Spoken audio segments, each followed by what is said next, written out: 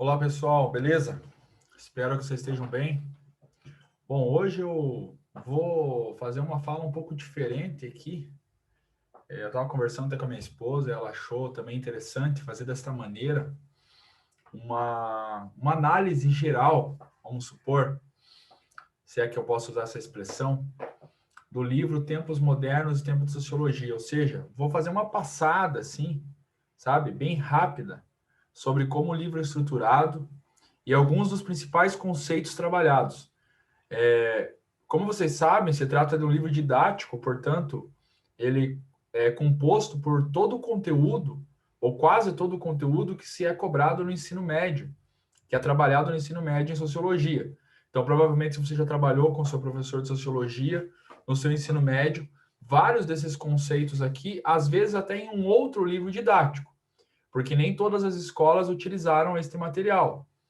Então, a federal utilizou esse material como referência, exigiu esse material como referência, mas em outros livros didáticos também se encontra vários dos conceitos que são trabalhados aqui.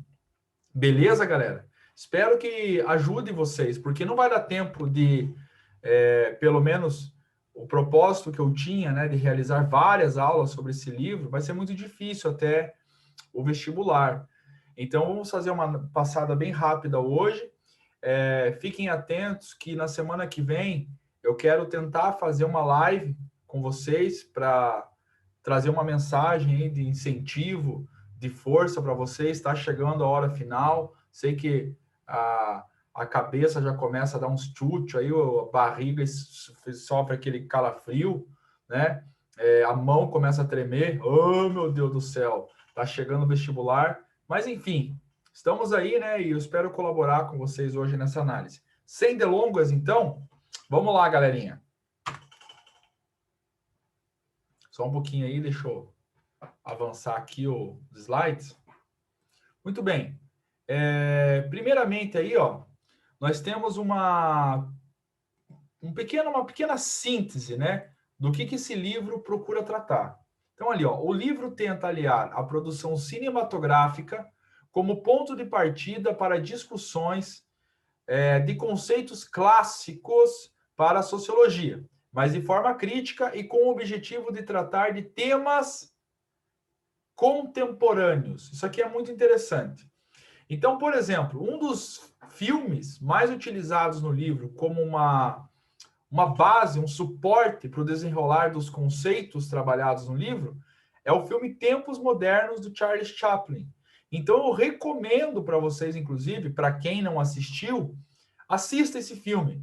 Eu não sei se tem no YouTube, mas certamente vocês encontram, talvez, para assistir aí na internet, em sites aí de streaming, né? É um clássico da história do cinema, é um filme muito engraçado, muito bom, feito por um dos maiores aí atores de comédia de todos os tempos, inclusive de uma comédia bem inteligente, bem elaborada, que foi o Charlie Chaplin. Então, eu recomendo, assistam. Eu creio que a maioria já assistiu, porque todo professor de história, sociologia e, por vezes, até de filosofia passa esse filme. Eu mesmo passei, se não o filme inteiro, vários trechos desse filme para os alunos, para trabalhar alguns conceitos elementares, como nós vamos ver nos próximos slides.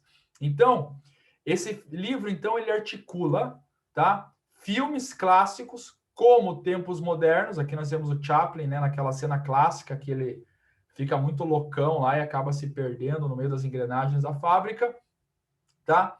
Que é citado diversas vezes no livro. Então, ele basicamente é um livro muito criativo, inclusive foi vencedor na categoria livro didático, não me falha a memória, no festival lá, Jabuti, não sei das quantas lá, foi vencedor como o melhor livro didático do ano, tamanha a sua criatividade. Os autores realmente inovaram, um conjunto de autores, né, que escreveram esse livro. Então, eu recomendo, se você não tiver o livro, pelo menos dá uma visitada nos conceitos que nós vamos trabalhar agora, rapidamente, lógico, um resumão, e assista o filme, em especial Tempos Modernos. Outros filmes são citados, mas esse aqui é o principal, tá? Bom, o livro é dividido em 3 grandes partes e vários capítulos, né? Não vou trabalhar capítulo por capítulo, mas só para vocês entenderem o esqueleto geral, assim, né? A coluna vertebral. Então, a parte 1, saberes cruzados, aonde é trabalhada a natureza da sociologia e a sua origem. Inclusive, tem um vídeo sobre a origem da sociologia que eu gravei, está aqui no canal, nesse modesto canal, para vocês darem uma relembrada lá. Todo o contexto da origem da sociologia, o que é sociologia, conceitos elementares, etc. Eu fiz alguns outros vídeos, eu acho, sobre esse tema. Galera, eu sou meio desligadão, peço perdão mesmo, é difícil me lembrar das paradas que eu mesmo faço. Então, peço perdão, até tenho na agenda anotado ali, mas agora que se lasca, não vou lembrar. Sei que esse da origem da sociologia tem um. Muito bem. A segunda parte, a sociologia vai ao cinema, aonde é articulado, né, vários dos conceitos junto com temas do cinema, inclusive citando várias vezes o Tempos Modernos, do Chaplin, como eu acabei de citar. Então, é muito interessante, bem criativo e estimula, né, a gente a recorrer a esses filmes clássicos para relembrar dos temas trabalhados. A terceira parte, a sociologia vem ao Brasil. Nessa segunda parte são trabalhados vários autores clássicos da sociologia, assim como no capítulo 1, né, nos primeiros capítulos, na parte 1, perdão, e na parte 3, vários sociólogos, antropólogos, filósofos, psicólogos aí, que viveram no Brasil e ainda vivem e que fizeram algum trabalho de colaboração para a sociologia e para a antropologia, tá? Então, sociologia vem ao Brasil. Alguns sociólogos que criaram alguns conceitos importantes são citados também. Bom, como eu tinha falado aqui, ó, a primeira parte, saberes cruzados, natureza, sociologia, sua origem, uma síntese, né, do contexto histórico e o que a sociologia tentou interpretar na sua origem. Então, tem lá no vídeo que eu postei sobre a sociologia toda a explicação de como a Revolução Industrial mudou o mundo contemporâneo, a influência do iluminismo em diversas transformações políticas, como independência dos Estados Unidos, Revolução Francesa, as revoluções do século XIX na Europa e também diversas proclamações da República na América Latina, ia falar no Brasil. No Brasil também, de certa forma, no final do século XIX, mas na América Latina, no início do século XIX, várias independências que, né, acabaram, na maior parte, se tornando formas de república, foram proclamadas com influência do iluminismo. Lembrando que os dois países que adotaram a monarquia na América Latina após a sua independência foram apenas Brasil e o México. Manja México? Carrossel, Chaves, nossa, eu ia falar Chiquititas. Chiquititas é brasileira, não tem nada a ver, né? Tá, esquece o que eu falei, uma porcaria que eu falei, nada a ver. Chapolin é mexicano, tenho certeza, porque é o mesmo ator do Chaves. Tá, mas não tem nada a ver com a aula, vamos lá. Bom, o evolucionismo do século XIX também é trabalhado, ok? E a sociologia surge, então, no contexto de tentar explicar todas essas transformações. Tem lá no vídeo, bem completo, o vídeo que eu gravei anteriormente. Beleza, pessoal? Então, vamos para frente. Bom, nessa primeira parte da obra, o que é trabalhado? Eu só vou fazer um apontamento, tá? Não vou ficar explicando. Depois vocês correm atrás. Tem alguns vídeos que eu gravei aqui sobre alguns dos pensadores aqui trabalhados, e daí vocês podem dar uma olhadinha lá. Por exemplo, eu gravei um vídeo sobre o Émile Durkheim, tá? E diversos dos conceitos que o Émile Durkheim desenvolveu e que são trabalhados no livro Tempos Modernos, Tempos de Sociologia, estão explicados de uma forma um pouco mais aprofundada, embora sintética, nos vídeos que eu gravei. Por exemplo, importantíssimo, estudem isso, hein? Coesão social, coesão social, que é essa força funcionalista da sociedade, que faz com que a sociedade se mantenha organizada, seja a força da tradição, dos costumes, seja a força da lei, que mantém sociedades complexas, como as sociedades urbanas, certo? Organizadas, ou no caso das forças dos costumes, que mantém sociedades menores organizadas.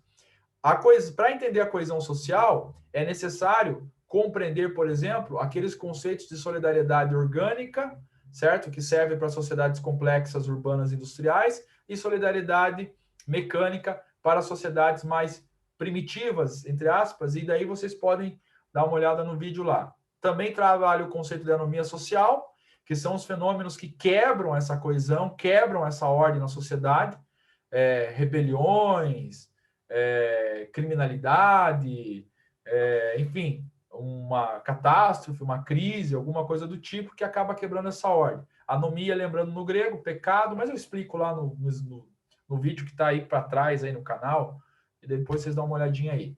Bom, também trata um pouquinho lá da divisão social do trabalho, quando a gente estuda um pouco da solidariedade mecânica e da solidariedade orgânica, porque na solidariedade orgânica, no caso das sociedades industrializadas e urbanizadas, dificilmente você vê, por exemplo, uma divisão sexual do trabalho. A divisão social do trabalho se dá por outros motivos. Educação, formação, no caso, né? Enfim, cargos dentro das empresas, cargos dentro das fábricas, cargos dentro da estrutura política e assim por diante, tá? Já numa solidariedade mecânica, em sociedades mais simples, a divisão normalmente é sexual e por idade. Então, divisão do trabalho social, divisão social do trabalho, basicamente é isso. É o estudo de como, tá, a divisão do trabalho se dá numa determinada sociedade. Bom, daí vamos para Max Weber.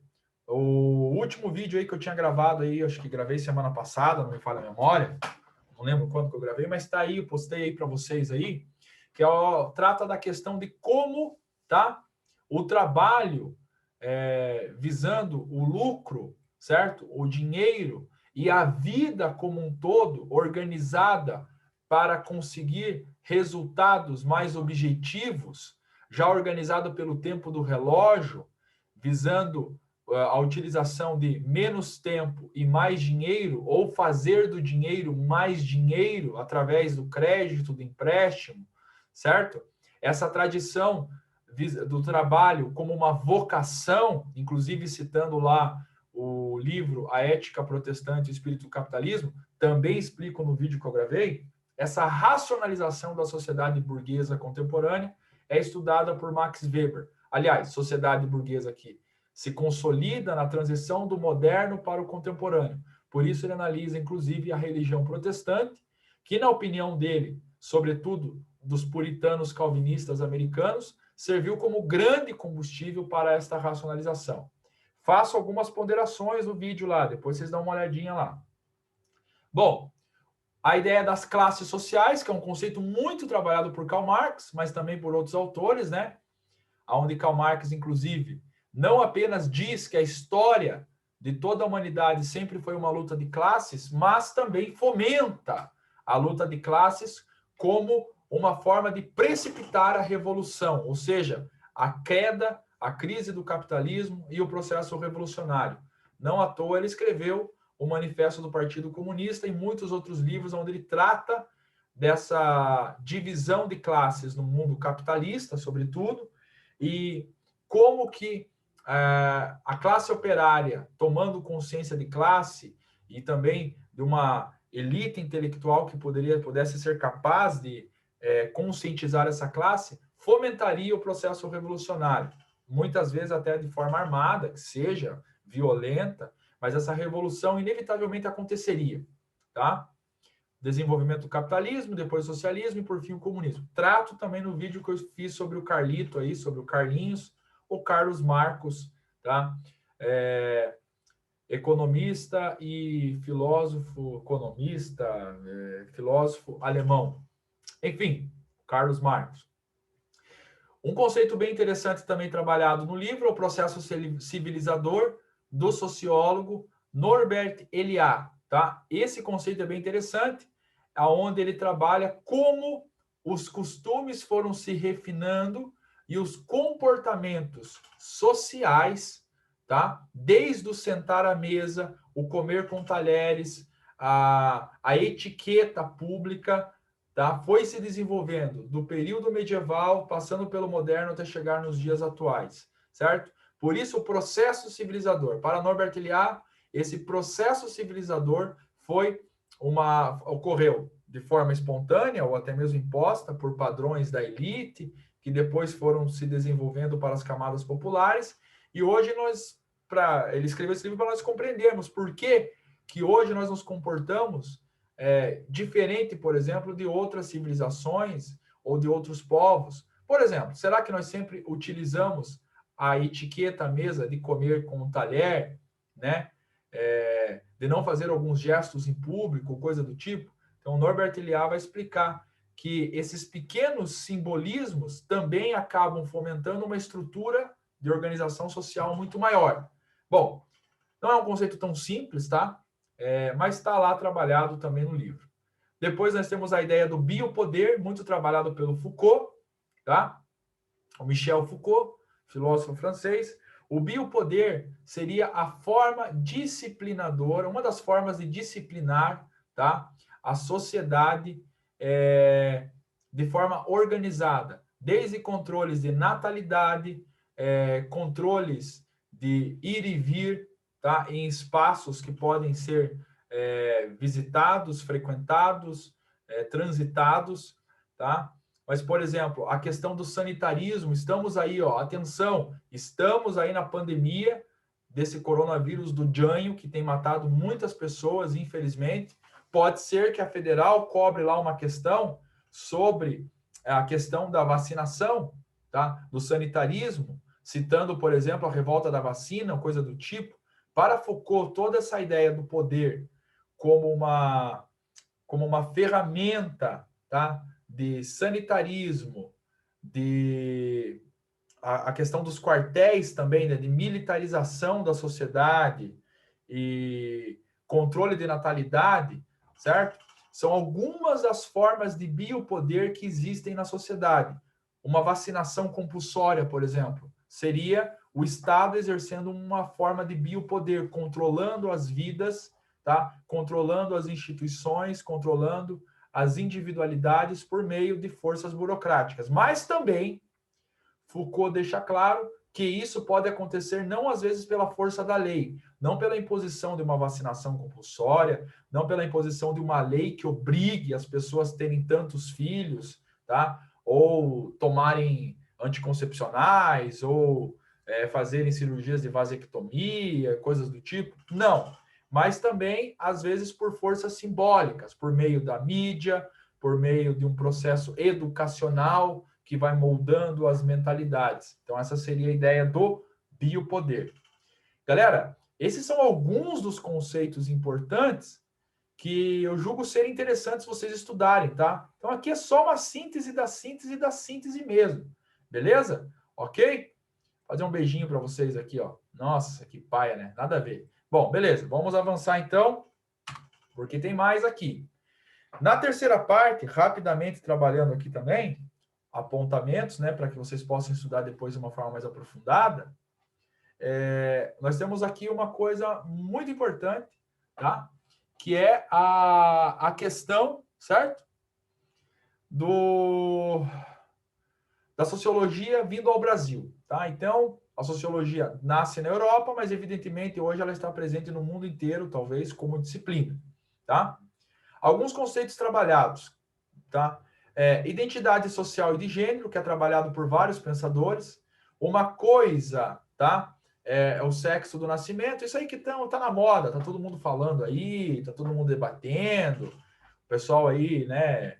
Enfim, polemizando direto. Eu não vou entrar nesse detalhe, porque não me importa polemizar aqui, mas estudem isso porque pode cair. Na federal, pode ser que caia mesmo. Então, por exemplo, uma coisa lá é o sexo que a pessoa nasce. Nasce homem e mulher, ou macho e fêmea, que seja, tá? Usando aqui de uma forma mais simples. Eu não sou da biologia, então tenho um pouco de dificuldade de explicar isso aí, embora seja meio básico, né? Mas ao longo da existência, a pessoa se entende como sendo do gênero oposto ao sexo, de repente, que nasceu, vamos supor. Então, a pessoa nasce com o sexo feminino, mas se identifica como homem, né? Então, ela tem uma orientação sexual diferente, né? Ou se sente atraída por uma pessoa lá com o mesmo sexo de nascimento dela, coisa do tipo. Então, seria uma orientação sexual, uma orientação, não sei se é difícil falar hoje opção, não sei se está ultrapassado esse conceito, mas uma orientação sexual, certo? É aquilo com que a pessoa se identifica, tá? A identidade social da pessoa. Então, a pessoa pode ter nascido lá homem, tá? Biologicamente falando, tá? Sexo masculino, mas se identifica socialmente como mulher. Nós estamos vendo esse debate aí de transição de gênero também, né? Transição de sexo, mudança de sexo, enfim, o debate se o SUS deve fazer isso aí ou não. Não me vem o caso aqui agora, mas estude isso aqui, tá? Estude isso aqui. Como é uma área muito árida e da qual não tenho muito conhecimento, não entro muito em detalhes para não gerar polêmica, tá? Então, estudem aí, porque pode cair. Esse conceito aqui, ó, é um conceito interessante, o conceito do preconceito de marca, tá? Estudado pelo Horaci Nogueira, antropólogo, sociólogo, tá? Pensador brasileiro, que identificou que no Brasil existe uma prática de racismo muito mais ligada à cor da pele do que a descendência da qual a pessoa possui, ascendência, melhor dizendo, da qual a pessoa possui. Por exemplo, nos Estados Unidos, muitas vezes, o preconceito ou a pessoa é estigmatizada como afrodescendente, tá? Estigmatizada não, a pessoa é afrodescendente pela seu histórico genético, digamos assim, biológico. Então, por exemplo, eu posso ser branco, mas se eu sou filho de pais e mães negros, tá? Que eu tenho uma ancestralidade negra, da cor da pele negra, afrodescendente, então eu também sou um afrodescendente. E muitas vezes eu posso, no caso como aconteceu muito nos Estados Unidos, sofrer preconceito, mesmo que a minha pele seja branca, tá? Por outros brancos, um racismo, uma coisa do tipo. Não sei se ficou claro aqui, tá? Também é um tema árido, mas eu creio que vocês conseguiram entender. No Brasil, segundo Horaci Nogueira, o negócio é um pouco diferente. Se você possui a pele branca, a tendência de você sofrer um preconceito, certo? Pela sua ancestralidade afrodescendente, pela sua origem biológica, é muito menor. Porque no Brasil se percebe um preconceito de marca. É o que se apresenta no momento que determina, muitas vezes, o racismo, se a pessoa vai sofrer o racismo ou não, ok? Se ela vai ser excluída por causa da cor da pele em alguma atividade, alguma coisa, ou não. Pessoal, esqueçam a ideia de que eu concordo ou não concordo, se você concorda ou não concorda. Tem que estudar porque pode cair. Então, o preconceito de marca diz muito respeito a esse racismo, tá? Ligado à cor da pele do momento da pessoa, tá? Diferente daquele nos Estados Unidos, que é da sua descendência. Aliás, descendência é o que vem, melhor dizendo, da ascendência que aquela pessoa possui, da ancestralidade que aquela pessoa possui. Bom, fiquei muito aqui, né? Peço perdão. O conceito de cidadania regulada, tá? Que é um conceito bem interessante desenvolvido pelo pensador Vanderlei Guilherme, professor Vanderlei Guilherme, que diz o seguinte: existe o conceito de cidadania da Constituição, da lei, que diz que todos são iguais perante a lei, tá? Liberdade de expressão, liberdade de ir e vir, tá? Direito à moradia, direito à educação, direito à saúde, enfim, vários direitos constitucionais existem para todos os brasileiros. Mas o acesso a algumas posições, o acesso a alguns serviços, o acesso a alguns recursos que a Constituição garante, certo, para todos os cidadãos, se mostram inacessíveis pela posição que a pessoa ocupa. Ou seja, a cidadania, muitas vezes, aquela cidadania que a Constituição, que a lei promete, muitas vezes ela não é exercida, tá? Pela posição que a pessoa ocupa.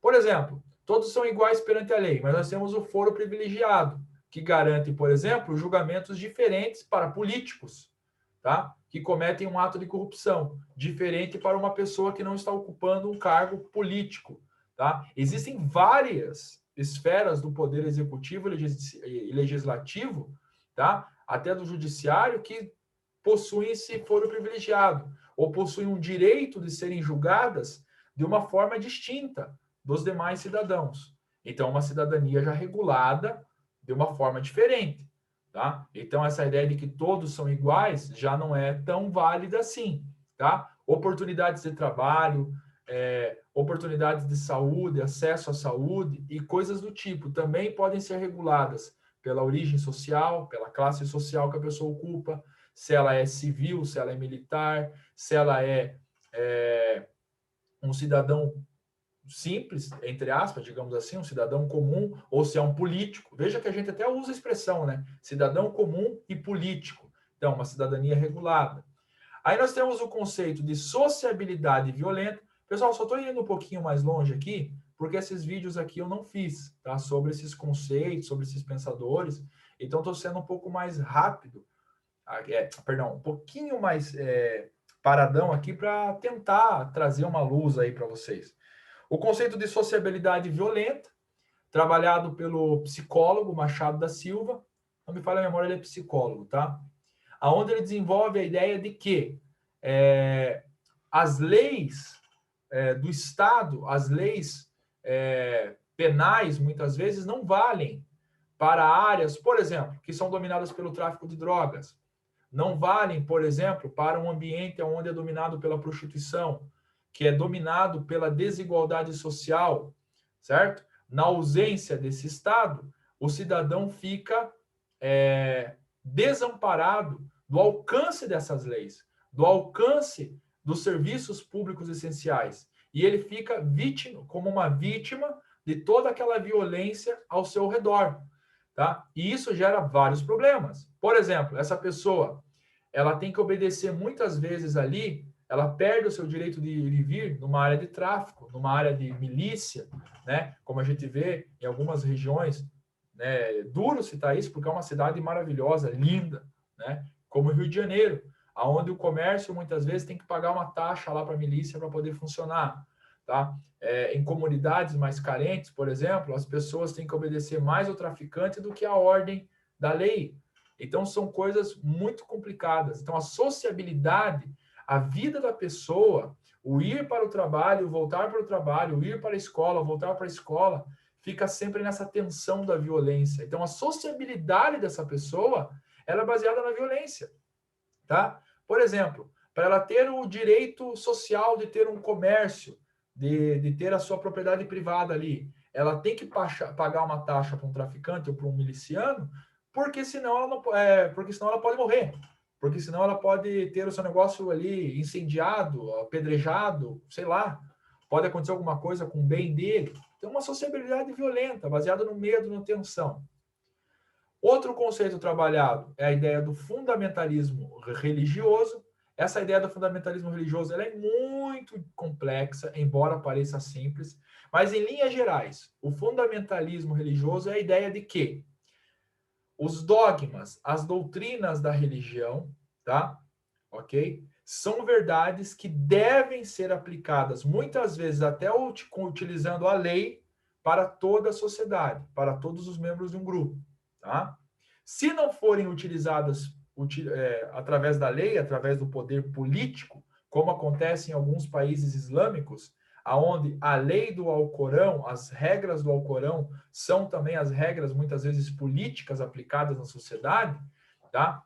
Fato esse que fez, por exemplo, com que muitas mulheres fossem excluídas de coisas básicas e essenciais que as mulheres exercem, por exemplo, no Ocidente. Aqui no Brasil, por exemplo, né? As mulheres podem dirigir. Existem países islâmicos que proíbem a mulher de dirigir. A mulher não pode sair em ambientes públicos sozinha, tá? Existem comunidades no mundo onde isso acontece hoje. Para nós parece absurdo, mas é baseado no quê? No fundamentalismo religioso.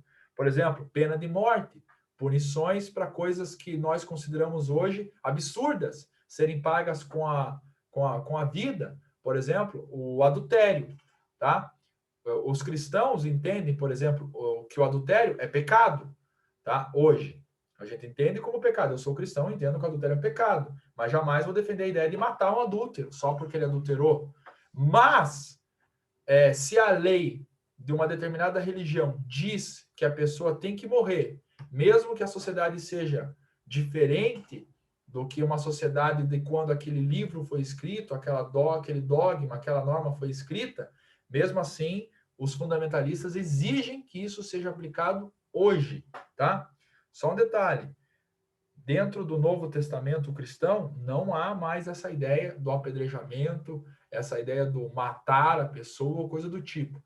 Infelizmente, em alguns momentos da história da igreja, tanto na Europa como aqui na América, existiram situações onde o fundamentalismo religioso foi muito presente, sem dúvida alguma, tá? Então, o fundamentalismo religioso pode ser exercido por cristãos, por muçulmanos, por hindus. Na Índia também há muito fundamentalismo, uma sociedade dividida por castas, há pessoas que são excluídas de serviço muitas vezes por causa da origem étnica, porque a religião determina que aquele grupo não pode participar, ou de origem social e assim por diante, tá? Existe fundamentalismo até budista em algumas partes do mundo, tá? Então, existe o fundamentalismo religioso. Quando ele surgiu, ele não surgiu, esse conceito surgiu, ele não surgiu para definir o que eu estou falando agora, mas hoje serve. Mas quando ele surgiu nos Estados Unidos para definir todos aqueles cristãos, sobretudo de matriz protestante, que acreditavam na literalidade da Bíblia, literalidade da Bíblia, perdão. Ou seja, do dilúvio, da ressurreição de Cristo, da divindade de Cristo. Então, o fundamentalismo religioso era tratado dessa forma. Então, por exemplo, eu sou fundamentalista religioso, se for pegar nesses moldes antigos, de quando a origem do termo surgiu. Hoje, esse conceito já é um conceito bem complicado, porque se refere a essas práticas, muitas vezes, de cerceamento de direitos e até da vida de muitas pessoas em nome da religião. Aí é óbvio que não dá para concordar, eu acho muito perigoso, a religião pode se tornar muitas vezes uma arma, sim, tá?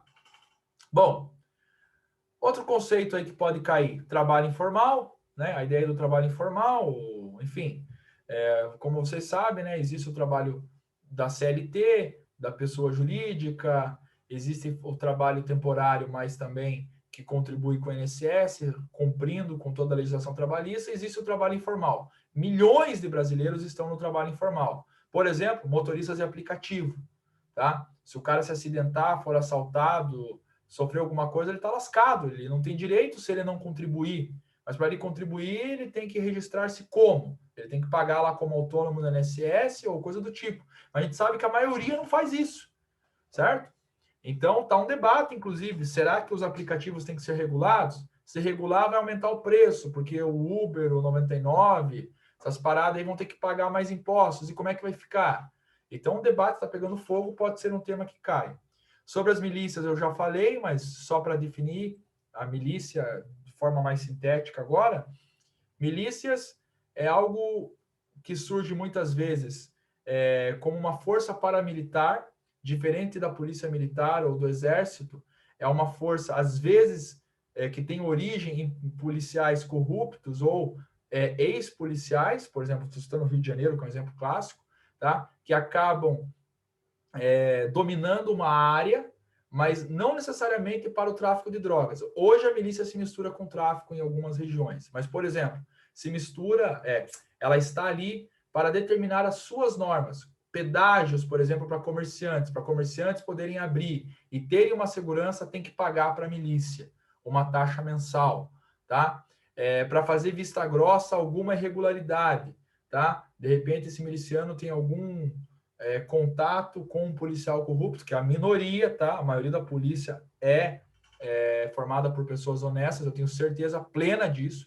Eu não gosto que citem a milícia e façam referência à polícia como se fossem a mesma coisa em essência. Isso é um absurdo. Não é. Mas, infelizmente, muitos milicianos são policiais que formam uma força paramilitar, que dizem proteger a comunidade, mas, na verdade, lucram, extorquem comerciantes, extorquem estudantes, extorquem pessoas que frequentam aquela comunidade, muitas vezes até turistas, em troca de segurança ou em troca do direito de abrir um negócio, coisa do tipo. Muito bem. Economia de mercado, meu Deus do céu, já falei um monte, falei que ia ser um pequeno resumo, mas estou viajando na maionese. Economia de mercado, um outro conceito importante, nada mais é do que, em linhas gerais, a grosso modo, liberalismo econômico. A ideia de que o próprio mercado se regula, tá? Então seria uma economia de mercado, ou seja, o mercado é quem determina as regras, diferente de uma economia socialista, estatizante ou coisa do tipo. Numa economia de mercado, certo? A economia, como uma mão invisível, como dizia o Adam Smith, vai determinando por si só os preços, as regras, salários, ok? Circulação de mercadorias, produção para necessidades que vão surgindo, desde as necessidades básicas até novas necessidades. Então, a economia de mercado, para os defensores dela, é a melhor forma para o desenvolvimento tecnológico, econômico, evidentemente, sanitário, tá? Para o desenvolvimento democrático e para os direitos também civis. Por quê? Porque, segundo eles, por ser uma economia pautada na liberdade individual, na meritocracia, isso faz com que a sociedade se movimente, tá? Tanto para se regular dentro dessa mão invisível, uma regulação do próprio mercado, como também para satisfazer as suas necessidades e a busca de um conforto, a busca de uma prosperidade, coisa do tipo. Bom, não sei se fui claro, mas é mais ou menos por aí. Bom, aqui nós entramos em uma ideia da cultura. Não vou ficar muito aqui, porque já deve ter estudado isso aqui em história, deve ter estudado sociologia, filosofia, no colégio, que é a ideia dos bens tangíveis e dos bens intangíveis. Bens tangíveis, cultura material. Isso já caiu no Enem, pode cair na Federal. Aliás, caiu várias vezes no Enem. Bens tangíveis ou bens materiais. Cristo Redentor, tá? Pode ser uma paisagem física ou até uma paisagem natural, uma paisagem urbana, uma paisagem da arquitetura, uma obra de arte ou até mesmo uma paisagem natural. Cristo Redentor, tá? Cataratas do Iguaçu, Ópera de Arame, Arena da Baixada, melhor estádio do Brasil, né? Couto Pereira, estádio do Coxa, embora seja do Coxa, tá ali. Sei lá, é um bem material da cidade de Curitiba. Jardim Botânico, passeio público, o Rio Belém. Oh, pensa só, Rio Belém, meu Deus do céu, mas tem que ser honrado também, claro. Tá? Enfim, bens intangíveis. Ah, eu falei do Cristo Redentor já, porque sempre falo Cristo Redentor, tem que falar, né? Cristo Redentor, Museu Niemeyer, Museu do Amanhã, Rio de Janeiro, enfim, Museu da Literatura, Língua Portuguesa, São Paulo, são bens materiais. Bens intangíveis, danças, a forma de fazer uma comida típica, culinária, a música, a musicalidade também é um bem intangível, tá? O samba, o fandango, tá? O frevo, e, enfim, roda de samba, já falei, né? Enfim, a congada e tantas outras coisas dentro do folclore, da dança e da música, aquilo que eu não consigo pegar, mas é passado de geração em geração como um saber, tá? Mesmo que envolva uma prática, como a dança e a música, são bens intangíveis. Eu não posso pegar o samba e colocar numa gaveta. Eu preciso saber fazer o samba. E isso se passa de geração em geração. Bom, pessoal, me estendi até bastante, né? Na verdade, ficou até meio puxado essa análise, mas é mais ou menos esses conceitos principais e as três partes, as três formas. Eu fiquei falando um pouco mais desses conceitos que eu não gravei vídeos, só para não ficar muito devendo para vocês, não que eu deva alguma coisa para vocês, nem que vocês tenham me cobrado. Vocês são muito gentis e educados aí, né? O pessoal que tem acompanhado os vídeos aí, eu agradeço, tá? Eu fico feliz porque eu tenho visto algumas respostas legais aí da galera, né? Em relação aos vídeos. Então, fico muito feliz que eu estou conseguindo colaborar com vocês. Então, espero que vocês possam ser abençoados por Deus, né? Possam ser honrados por Ele aí nessa dedicação de estudo de vocês. E é isso aí, galera, tá? No mais, fiquem na paz. Deus abençoe, Deus ilumine. Eu vou estar fazendo uma chamada essa semana aí, porque eu quero fazer uma live. Eu não entendo porcaria nenhuma dessa estrutura de live e tal. Vou conversar com um brother meu para a gente poder fazer uma live, porque eu quero trazer uma mensagem para vocês, tá? De incentivo, de inspiração e de tranquilidade para vocês fazerem a prova bem de boa no dia 28. Fiquem na paz, se cuidem. Até a próxima, galera. Abração.